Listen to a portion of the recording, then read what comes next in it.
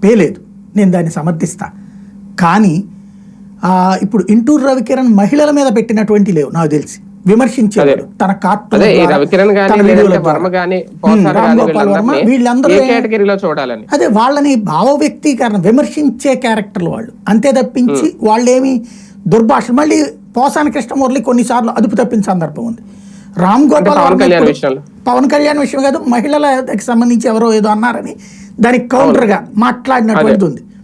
అక్కడ కంట్రోల్ లేని విమర్శలు చేసినటువంటిది ఉంది, వ్యక్తిగతంగా దూషించినటువంటిది ఉంది. కానీ వీళ్ళది వచ్చేటప్పటికి అట్లా కాదు.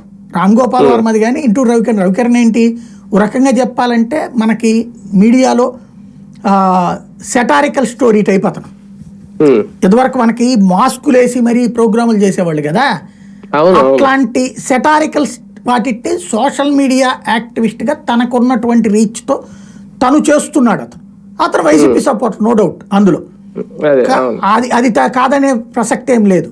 అయితే అతను సెటారికల్ గా తయారు చేయడంలో సిద్ధహస్తుడు.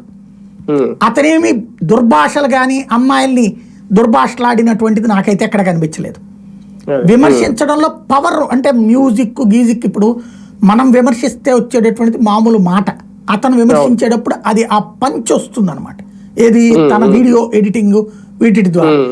కాబట్టి అది ఎవరికైతే హార్ట్ టచ్ చేసే విధంగా స్పందిస్తాడో అతన్ని కొట్టారనమాట. రెండోది రామ్ గోపాల్ వర్మ విమర్శిస్తే